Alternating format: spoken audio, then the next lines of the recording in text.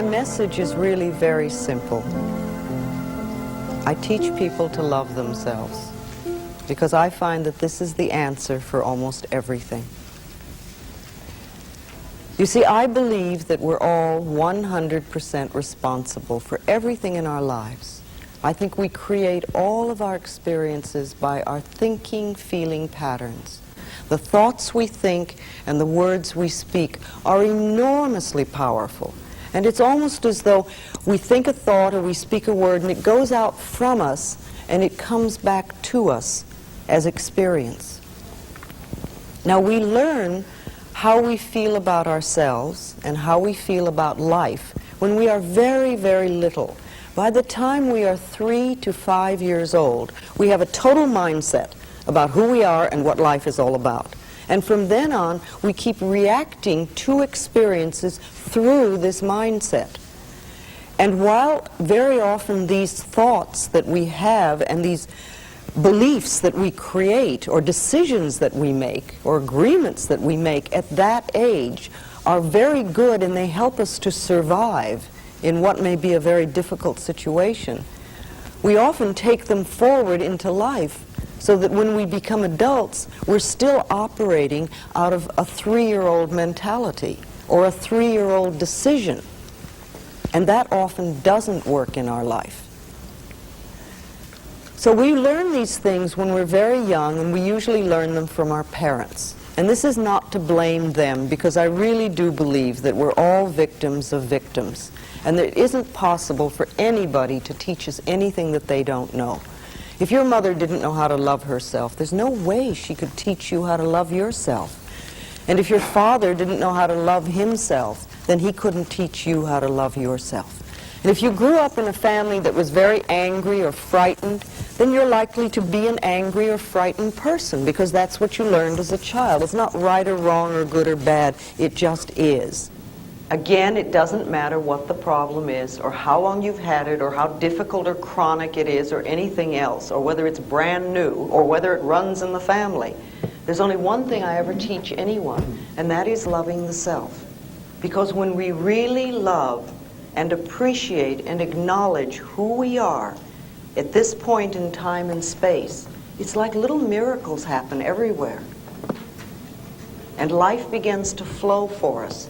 And we do what I call getting the green lights in the parking places and all those little things that make life so wonderful.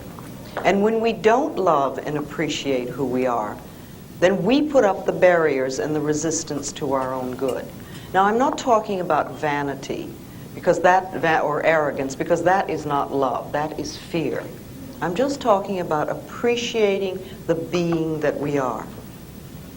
And I do a lot of work with people with mirrors. I'm going to ask you if you could open your arms, please. Thank you.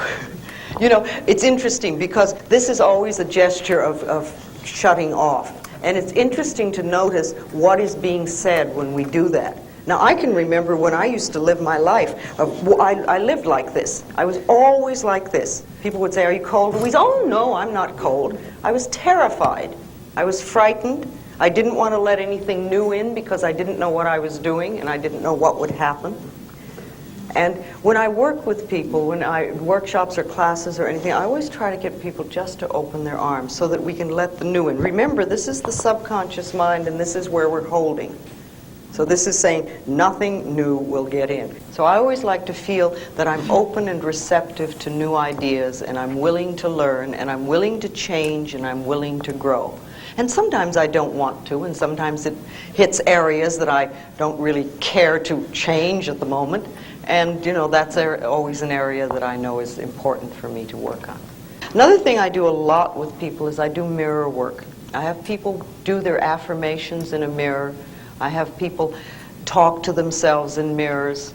I suggest that you get up in the morning and the first thing you do is you go to the mirror. Before you go to the bathroom or do anything, you know, when you're really at your most delightful, go to the mirror and say, "I love you, and what can I do for you today to make you happy?" And you may not get an answer for a while because that part of you doesn't trust you. But if you start doing that, you'll find a very good connection. A very healing thing to do is just a couple of times a day for a month or so is to look in a mirror in your own eyes and say, I love you. I really, really love you. And just let all those feelings come up and notice them. And if it's difficult for you to do that, notice that it's difficult for you to look in your own eyes and say, I love you. And ask yourself, now where did that nonsense come from? Remember, little tiny babies, when they're born, they absolutely adore themselves. And they're totally open, and they're full of love. They express themselves freely. They ask for what they want. They love their bodies from the top of the toe to the top of their head to the tip of their toes, and every point in between, including their own feces, which they'll gladly rub all over their bodies, because nobody's taught them guilt and shame. They know how wonderful they are. And then somewhere along the line, we get this idea that we're not good enough. And we start putting our tape measures around our waistline to tell us if we're acceptable. Or we read magazines that say we have to be a certain height or a certain weight before we're acceptable. Or we listen to the media that says we have to use a certain deodorant before we're acceptable. You know, it just doesn't make sense. We are absolutely divine, magnificent expressions of life, all of us. And like when we were in the circle looking at each other, each face is another unique expression of God. And we're not supposed to be alike. Since time began on this planet, there have not been two snowflakes alike. And there's certainly not been two people alike. And we're always trying to be like everybody else so we're acceptable. Our uniqueness is what makes us wonderful. So we want to love that and cherish it and acknowledge it. You see, if we really believe in our uniqueness and the wonder of each being, then there is no competition and no comparison. There can't be. We're just different. And we're meant to be different. And that's wonderful. And that's another thing we can acknowledge in the mirror. Do your affirmations in the mirror. How many people do affirmations on a daily basis? Well, okay, let's talk about affirmations for a moment. Every single thought we have or every sentence we speak is an affirmation. And it's either positive or negative. And it's going out from us and it's creating our experiences.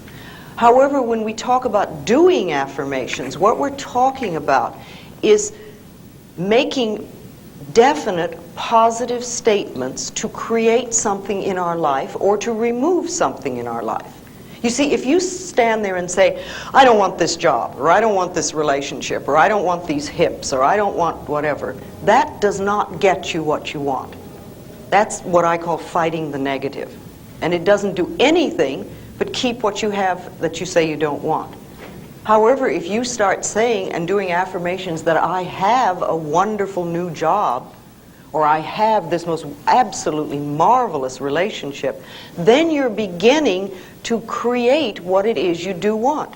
Affirmations are like planting seeds. And if you think for a moment, when you put a seed in the ground, you do not get instant tomato plant or instant strawberries or instant oak tree. That seed goes in the ground and it has to germinate. That's the first thing, which means it breaks open its little shell. And little roots begin to go down. And it gets nourishment from the earth. And only then does the first little shoot come up through the ground. Now, when we're doing affirmations, too often people say, well, that isn't $1 million, and they stomp on that first little shoot. They don't give it a chance to grow.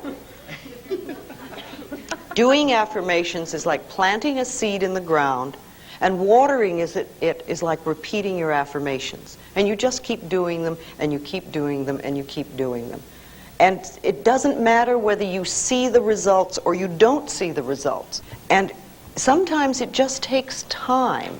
And too many people will do affirmations for 2 or 3 days and say, see, it doesn't work. You know, if everything happens in the perfect time-space sequence, and we want to trust that and we want to know that. So if you begin to do affirmations for yourself, and I think it's important that we do that on a daily basis, decide what you want and begin to do positive statements in present tense for what you want. You never want to say, I will have or I'm going to have, because if you do that, it keeps it in the future. And remember, if you say, I have a wonderful new apartment, and you're living in a dump, it doesn't mean that this is not a true statement. It means you are planting the seed that will germinate and grow and become the new apartment. So you just keep doing it, no matter where you are. Also, if you're leaving a situation, if you're in a job you don't like, if you're in a relationship you don't like, if you're in a house you don't like, and you want something new, begin to bless with love. Interesting. Bless with love where you are.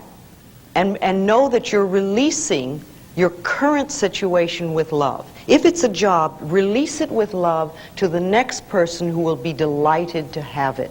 If it's an apartment, do the same thing. If it's a relationship, release that person with love to happiness which is meaningful to them. And that leaves you free to create and accept happiness that is meaningful to you. Some of you know my little blue book and the fact that I've been doing a lot of work with dis-ease for a long time. And for every part of the body, there is a mental pattern. And for every dis-ease in the body, there is a mental pattern. And when you know what they are, you can begin to change the mental patterns so that you can change the dis-ease. You see, we don't want to be sick. No, that's a blanket statement. Sometimes people do want to be sick because it's a good way to get out of something. The rest of us know how to say no. If you don't know how to say no, you may have to create an illness in order to say no. Because we've made in society, we've made that a legitimate way of getting out of things. But basically, we do not want to be ill, and yet we need every dis-ease that we have, because it is the body's way of telling us that there is a false idea in consciousness. Something that we're doing, something that we're believing, something that we're saying is not for our highest good. And the body is saying, please, and it's sort of almost like tugging, saying, pay attention. So, when we know what these patterns are, it gives us, again, a choice of whether we wish to do something about it or not. See, some people do not want to release their diseases. I read something very interesting the other day. It seems that only 30% of people who go to doctors follow instructions. Most people go to doctors not to cure their illness, but to have the acute symptoms relieved so that they can stand it. And it's like an unspoken agreement between the doctor and the patient, that the doctor on one level almost promises not to cure them if the patient will pretend that they're doing something about it. And for this, one person gets to pay and the other person gets to have the authority. Very, very few people will really do what they're told. See, I have a thing, when I was seeing people, that I got to the point where I would not see anyone who did not make their own appointment. I have found occasionally people have sent people to me as a present. Oh, you must go see Louise. Here, I'll give it to you as a present. Every one of those has turned out to be a disaster. Half the time the people didn't turn up. When they did turn up, they weren't really interested. When they seemed to be interested, they never went away and did anything, or if they did, it was a little bit, and they never came back. We have to be ready to do it ourselves. Remember, each person has come to this planet to learn a lesson. You have your lessons, you have your lessons, I have my lessons, you have your lessons. They're all different. We cannot learn the other person's lessons. We are not here to change other people. We are here to change ourselves. That is what we've come to the planet for, to change ourselves. If we try to do it for someone else, or learn their lesson, or make it nice, they don't get to learn it. And even if we fix it, isn't it amazing how they turn around and recreate it again? And we all know people like that. We've paid their rent, or we've gotten them out of some mess, or we've done this for them or that for them. And 2 months later, they're in the same problem, because it's their pattern. It has nothing to do. Teaching them how to get out of it, it is much better if they're willing to learn. So it's like, you know, the student must come to the teacher. And when the student is ready, the teacher is there, always. Let's talk a little bit about disease in the body. And I'd like to just generally go through the body on the different parts and different patterns. The head, basically, metaphysically, represents us. This is what we see of each other. Most of us, most of the time, wear clothes, and we're pretty well covered up. However, the heads show. So this represents us. And when there is something wrong in the head, it usually means that we're feeling very bad about ourselves. You know, headaches are almost always invalidating the self, which means making yourself wrong for something. And the next time you get a headache, you might just ask yourself, how am I making myself wrong? What have I just done that I'm putting myself down for? And see if you can't forgive yourself for it and allow that loving, accepting energy to flow. I mean, even if you've made a tremendous goof, so what? Take it as a learning experience, not as an excuse to beat yourself up. Because that doesn't do any good. When you punish yourself, you don't learn anything. The ears are the capacity to hear the truth.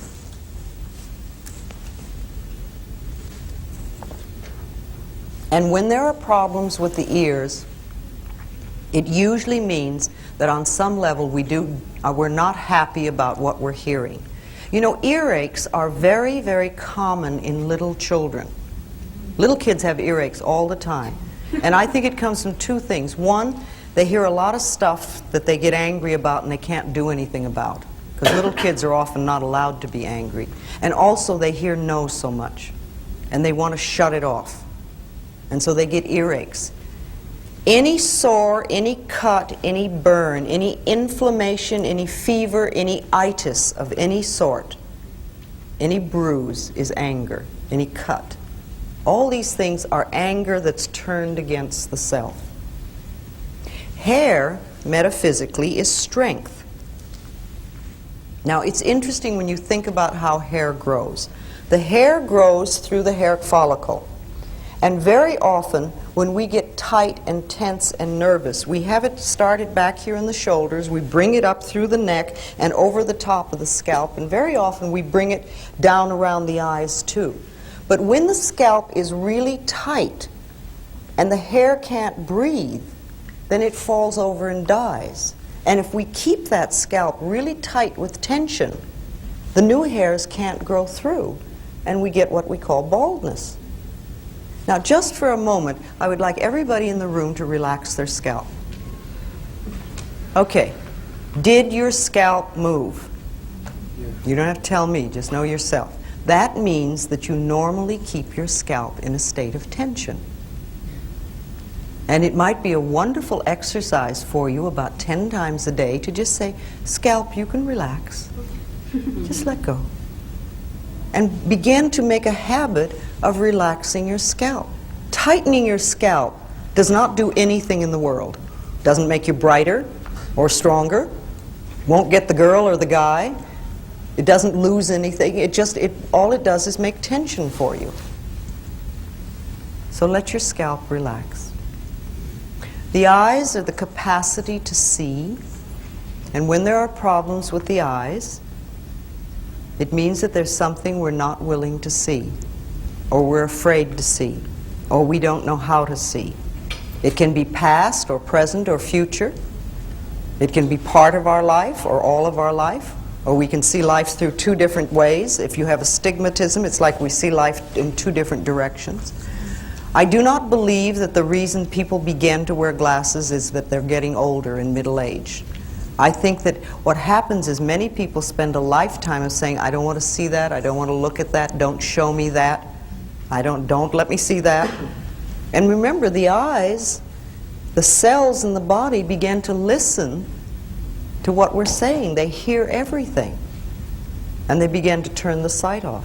When I see a little child wearing glasses, I always know there's stuff going on in that family they don't want to look at. The mouth is the capacity to break down ideas for analysis and decisions and discrimination and taste, like you would food. Teeth problems are almost always long-standing indecision. The throat is the avenue of expression. This is where we express ourselves. This is where we say, I am, and I want, and I have, and I will. This is where our creativity flows. And it's also the area, the chakra center in our body where change takes place. When we feel we don't have a right to speak up for ourselves, we often have throat problems. And laryngitis, sore throats are just anger, and laryngitis is literally being so mad that you cannot speak. Thyroid has to do with creativity, thyroid problems. And it's not expressing ourselves. People who have thyroid problems usually do what their mothers want, or their fathers want, or their husbands, or their lovers, or their wives, or their bosses, somebody else, but not themselves. And you could say, well, you know, there's a lot of things with thyroid and goiter in the Midwest, but then where are people more bound by what the neighbors think and the shoulds of life? All right, shoulders have to do with burden bearing, carrying the weight of the world on your shoulders, taking other people's problems and carrying them, and not being free to shoulder your own responsibilities. However, we can make light of them. They don't have to be heavy burdens. The experiences we have in life do not have to be heavy burdens. They can be experiences. There are certain things in life that are normal and natural to life. And it's part of our experience. Being born, growing up, having relationships, ending relationships, getting jobs, ending jobs, getting married, having babies, people dying, dying ourselves. These are normal and natural parts of life. And they're experiences that we're all meant to go through so that we have that experience. Arms and hands hold and embrace ideas and events and situations and experiences. And when we have problems with the arms, it usually means that there's some experience that we're going through that is difficult to embrace, or perhaps it's too much. The lower part of the arm has to do with your abilities, and the upper part, your capacity. Now, I've noticed something that when people nurse someone who has been ill for a long time, they often have upper arm problems. It's like they have the ability to do it, but their capacity gets stretched, and it becomes too much, and it's almost a burden. Hands hold and grasp, and they hold lightly and lovingly, or they clutch. And when there are problems with the hands, it usually means that there's something that you're experiencing and going through that is too difficult to handle. There's a problem with it. Fingers have to do with details. Our back, the back is the support of life. This is where we're supported by life, where we feel supported by life. And when there are problems with the back, it usually means that on some level we feel that we're not supported. The upper back has to do with the feeling of the lack of emotional support. It's like my husband doesn't support me, or my wife doesn't support me, my lover doesn't support me, my friends don't support me, my boss, feeling unsupported. The middle back has to do with guilt, all that stuff back there. And the lower back usually has to do with finances. And where do we have so much problems with the lower back? Sciatic nerve is almost always money. Fear of money, not money itself, but the fear of it. And it has absolutely nothing to do with how much you have. It's how you feel about it. You know, so many people think that money is the most important thing in the world, and if they don't have money, they would just die. But that's not true. There's a substance that is far more precious and far more important to us that we literally can't live without. What is that? Love. No, plenty of people are miserable and lonely most of their life and live. Air. Air. Your air, your breath. Your breath is the most important thing that you have, the most precious thing. If you didn't take another breath, you wouldn't last 3 minutes and you'd never get out of this room. And yet we absolutely take for granted that our next breath is there. Look at us, we're all in this room breathing, and I'm not saying don't breathe, there's not enough for me. We assume that it's there. And when we exhale, we don't think about where's my next breath coming from. Now, if the power that created us has given us enough breath to last for as long as we shall live, can we not begin to trust that the other things will take care of themselves? See, life is here for us. Life is here to support us, to take care of us, to be here for us. The entire planet has been put here for us to play with. We have everything that we shall ever need. It's already here. Only we have to know it, and we have to trust it, and we have to acknowledge it. Do you realize that there is more food on this planet than people could possibly eat? There's an incredible amount of food.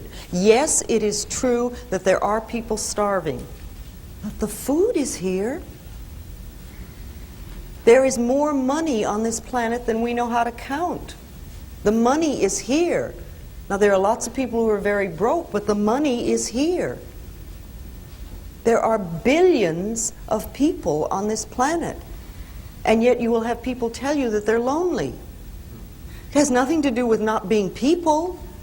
It's what we're doing with our heads.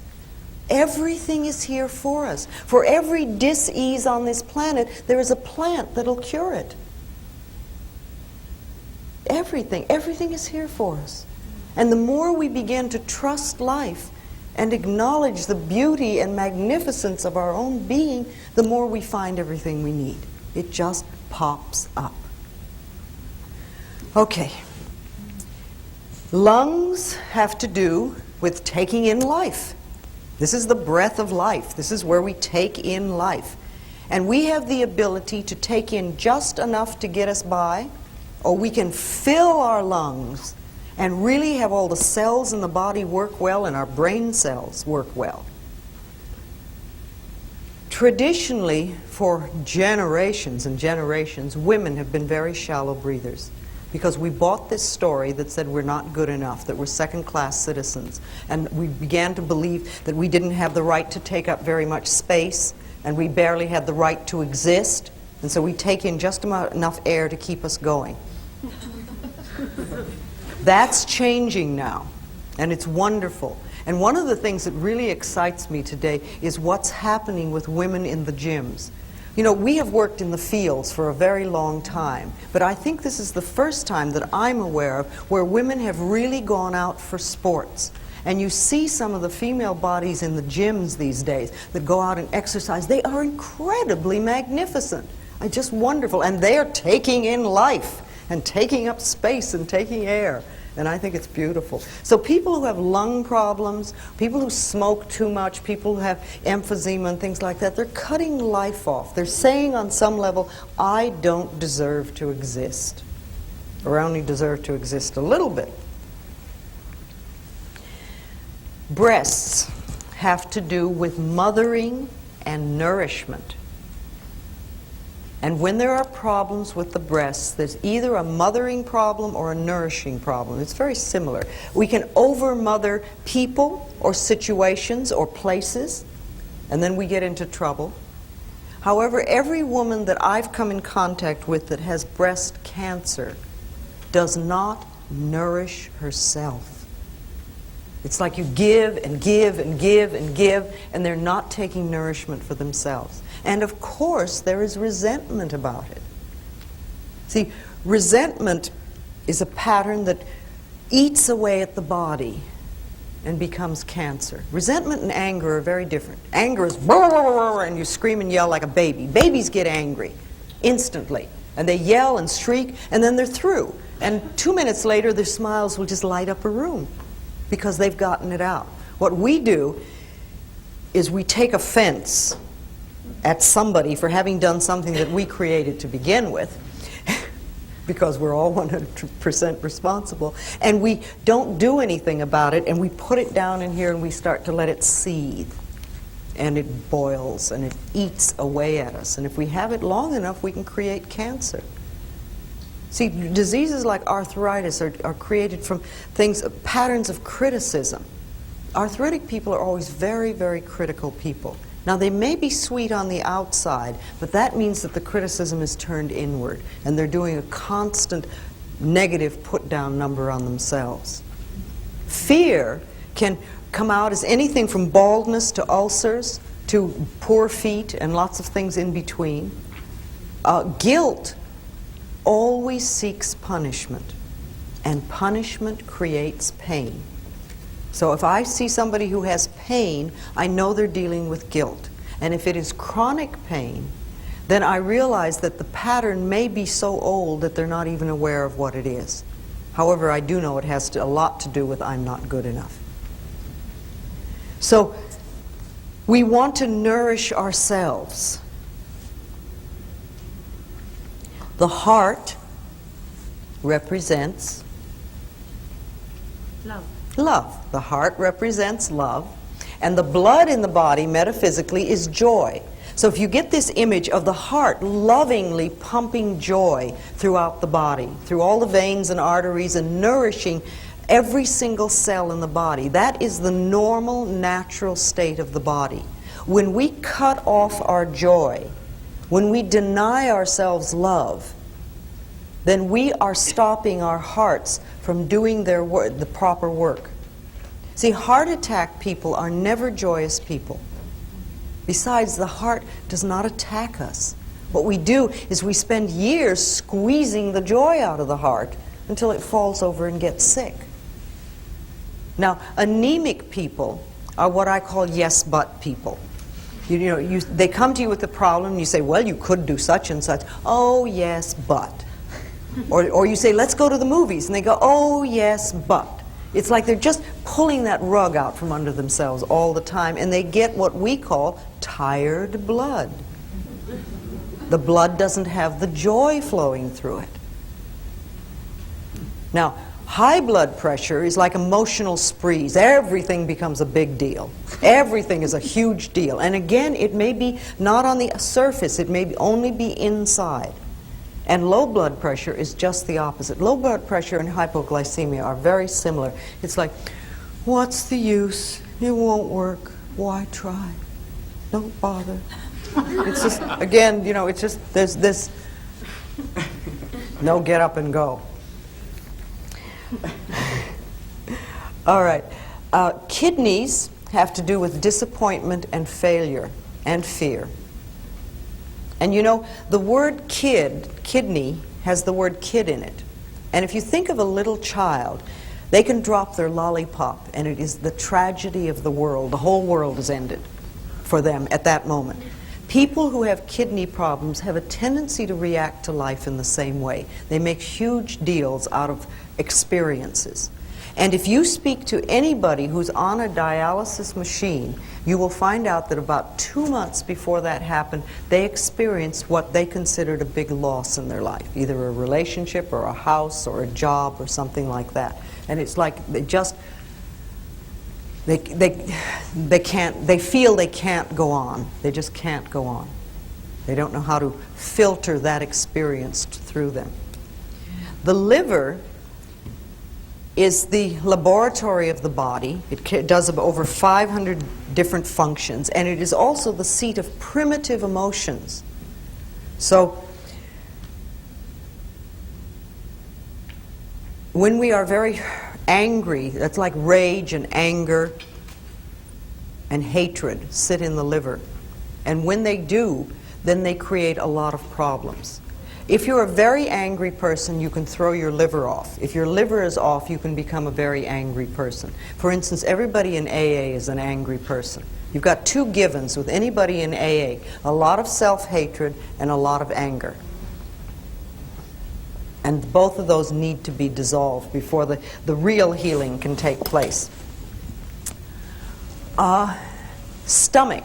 Stomach digests ideas. We have taken in, it's intake, assimilation, and elimination.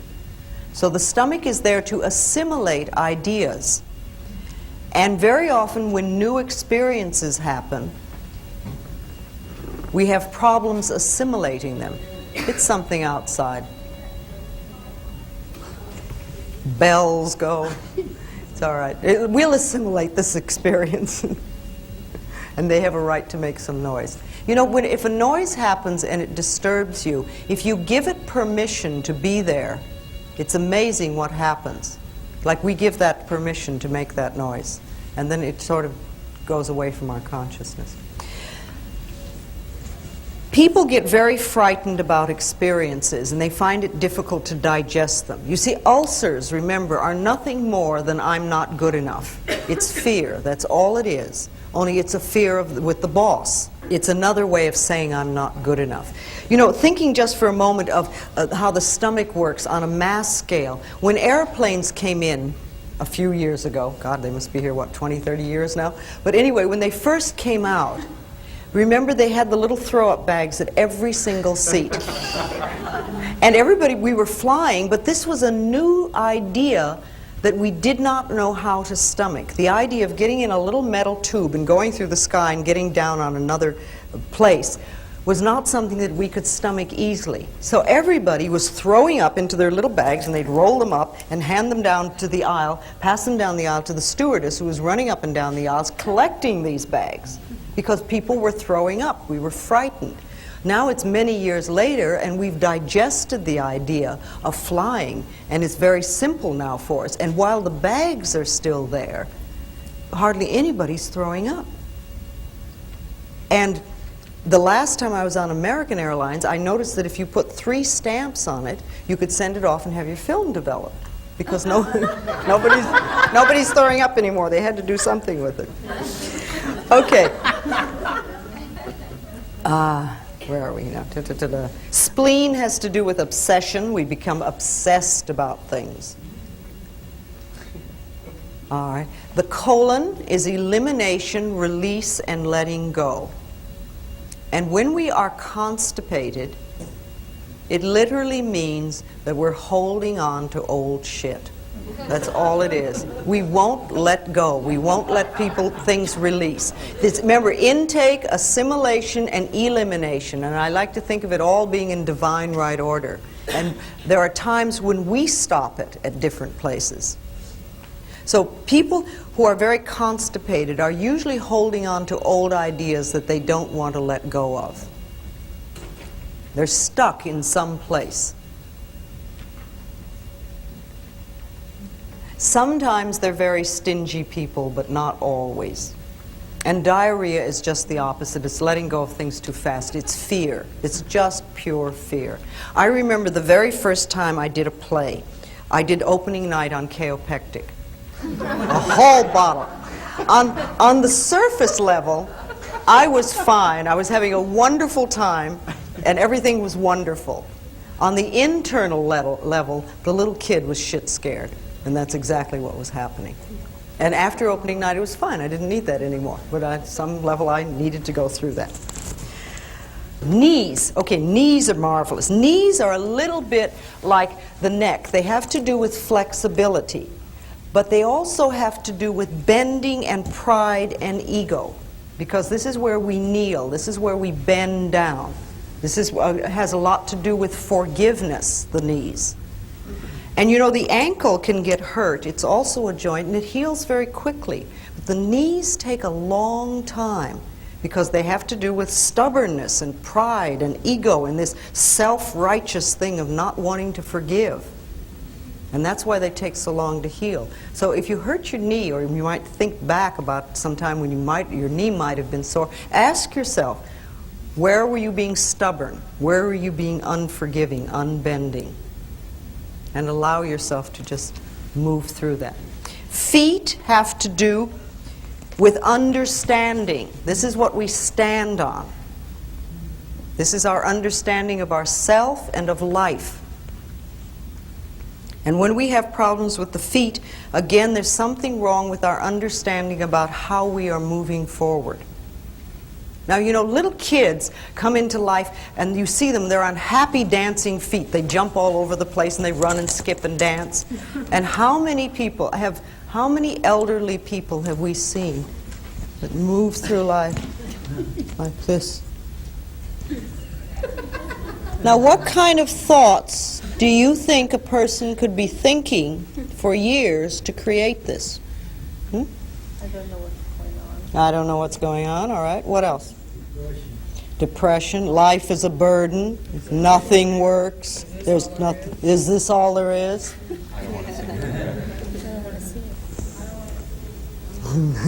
I don't want to see a lot of those things.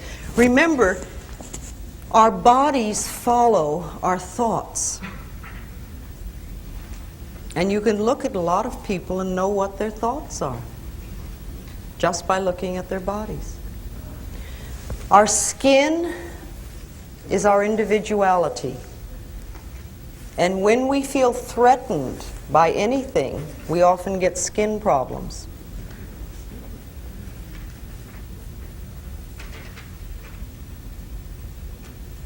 When people frighten us, we feel our individuality is threatened and the skin goes.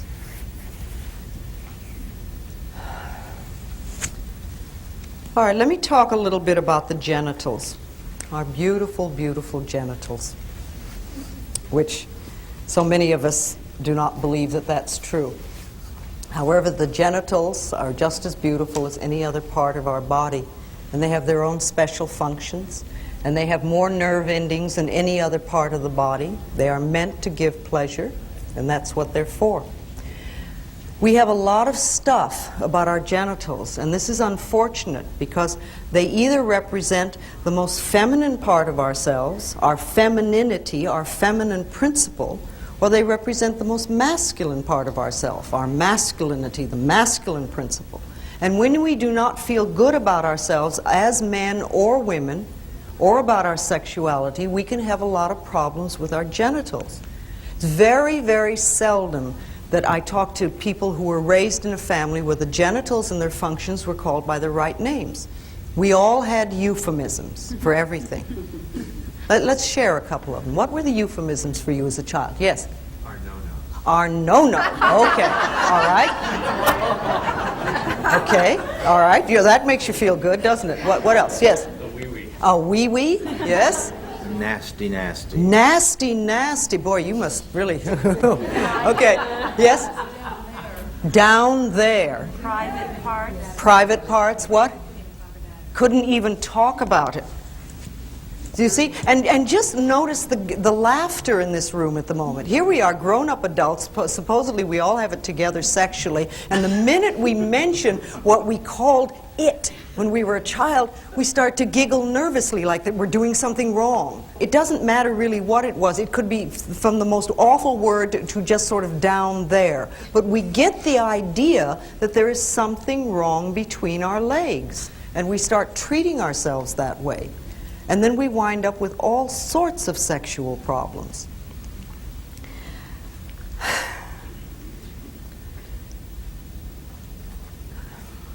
Almost all venereal disease comes from sexual guilt. It's a belief that there's something wrong with us and our genitals. Now, you know, people that have cancer have a lot of self-hatred and a lot of resentment, and usually not a very much trust in life. There's sort of a feeling of helplessness and hopelessness that goes with cancer. If you add to that sexual guilt, you wind up with things like herpes and AIDS.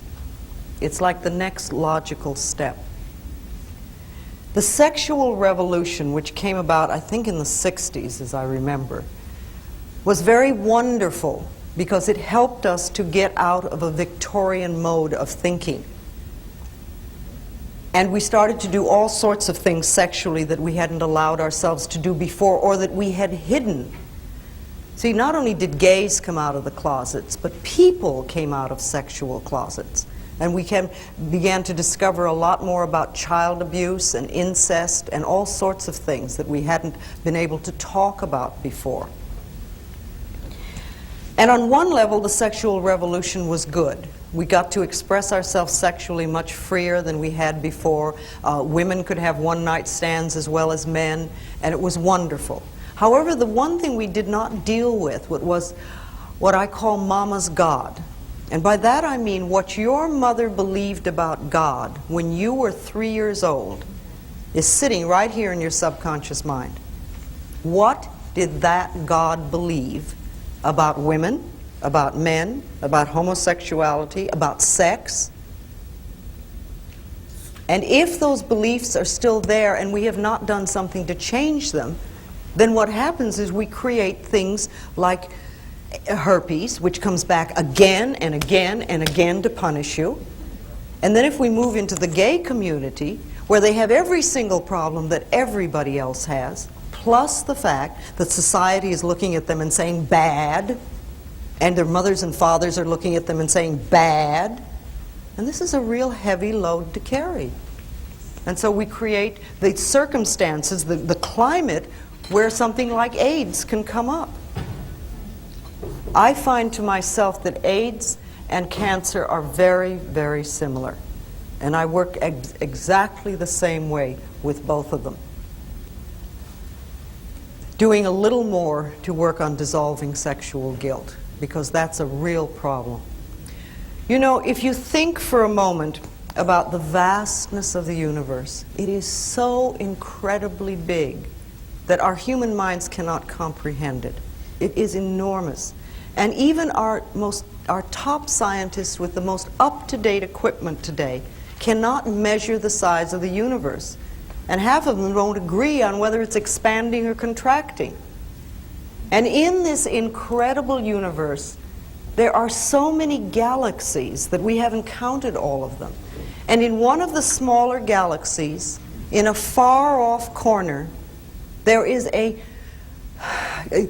small galaxy called the Milky Way. In a very far-off corner, there is a minor sun. And around this sun revolve a few pinpoints, one of which is called planet Earth. Now, I find it very, very hard to believe that the incredible intelligence that created this entire universe is an old man sitting on a cloud above the planet Earth watching my genitals with a book.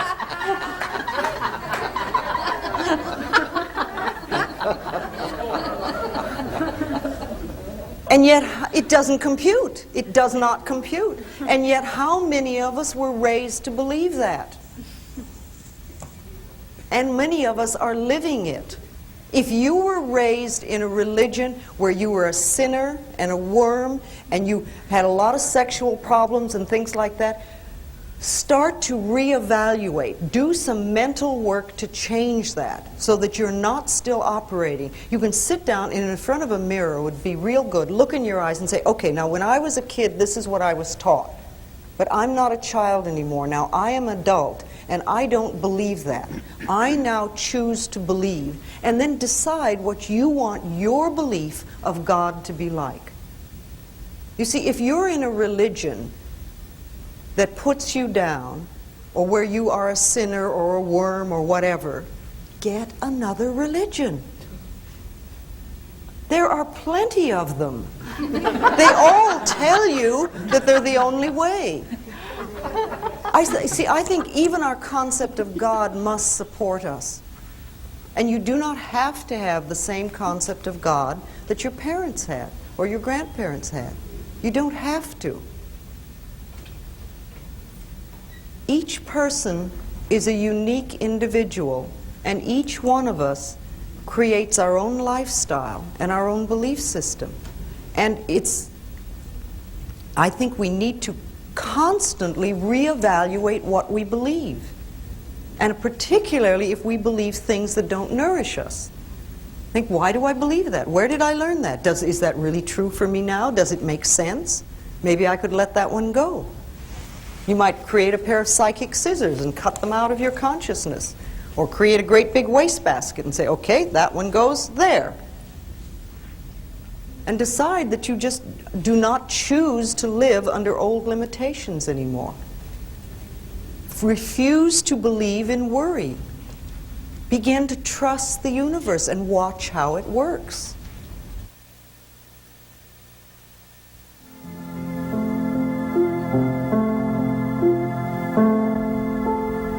In the infinity of life where we all are, all is perfect, whole, and complete. We are one with the power that created us, and we are now open and receptive to the abundant flow of good the universe offers us. All our needs and desires are now met before we even ask. We affirm our good comes from everywhere and from everyone, and all is well in our world.